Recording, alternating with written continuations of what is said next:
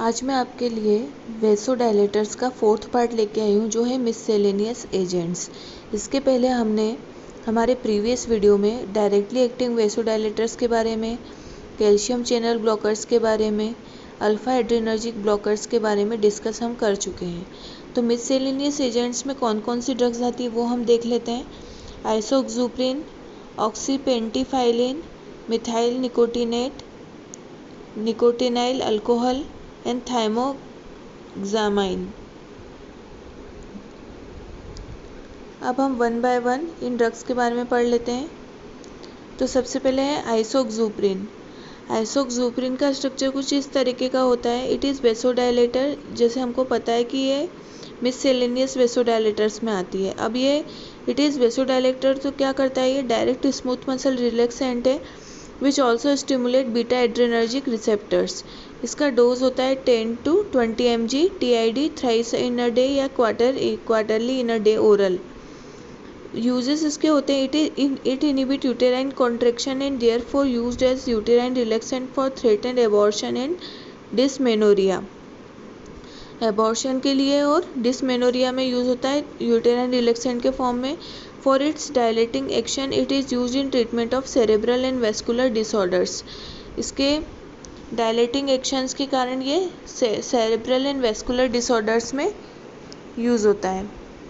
इसके बाद हमारी नेक्स्ट ड्रग है ऑक्सीपेंटाफाइलिन। ऑक्सीपेंटाफाइलिन का स्ट्रक्चर कुछ इस तरीके का होता है 3,7 डाइमिथाइल 1,5 ऑक्सोहेक्साइल ज़ैंथीन। ये हमारा ऑक्सोपेंटिफाइलिन या पेंटॉक्सीफाइलिन का स्ट्रक्चर होता है। It is an analogue of theophylline and it is phosphodiesterase inhibitor. मतलब जो मिससेलेनियस में ड्रग्स हैं उन सबकी मैकेनिज़्म अलग अलग है।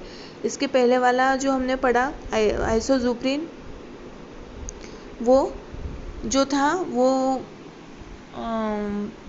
स्मूथ मसल रिलैक्सेंट था, और ये जो ड्रग है ये फॉस्फोडाइस्ट्रेज इनहिबिटर है और it is analog of theophylline. Oxypentifylline reduce blood viscosity and by effects on erythrocyte formability, platelet aggregation and platelet adhesion. It increase blood flow to ischemic tissues. मतलब ये ब्लड को thin करने में use होता है, खून को पतला करता है। इसका डोज होता है 40 mg TID ओरल और इसका यूज़ होता है used as anti ischemic agent. Anti ischemic agent के फॉर्म में यूज़ होता है ये। इसके बाद थर्ड ड्रग होती है methyl nicotinate. It is used as rubefacient in muscular rheumatism, fibrositis and lumbago at 2% topical preparation. Lumbago में भी यूज़ होती है 2% टॉपिकल प्रिपरेशन में। मतलब जो मिथाइल निकोटिनेट होता है इसका स्ट्रक्चर कुछ इस तरह का होता है। पिरिडिन रिंग होती है जिसमें COCH3 जुड़ा हुआ होता है। Methyl pyridine 3 carboxylate. It is used as rubefacient in muscular rheumatism, fibrositis and lumbago as 2% topical preparation. उसके बाद हमारी नेक्स्ट ड्रग है निकोटिनाइल अल्कोहल। इसका भी पिरिडिल रिंग होती है, तो 3 पिरिडिल मिथेनॉल CH2OH जुड़ा होता है।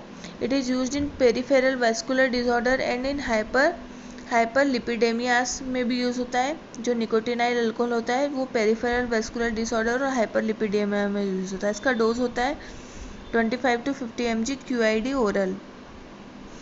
उसके बाद थाइमोग्जामाइन है, तो इसका सिर्फ स्ट्रक्चर ही पढ़ना है हमें। इसका इस तरीके का स्ट्रक्चर होता है। बेंजीन रिंग होती है जिसमें अलग अलग ग्रुप्स अलग अलग पोजीशन पे जुड़े हुए होते हैं। यहाँ पे इथॉक्सी डाइमिथाइल अमीनो ग्रुप जुड़ा हुआ है, इधर OCH3 जुड़ा हुआ है, इधर मिथाइल ग्रुप जुड़ा हुआ है, इधर प्रोपाइल ग्रुप जुड़ा हुआ है। तो इस तरह से आइसोप्रोपाइल ग्रुप जुड़ा हुआ है। तो इस तरह से थाइमोग्जामाइन में का स्ट्रक्चर जो होता है वो इस तरीके का होता है।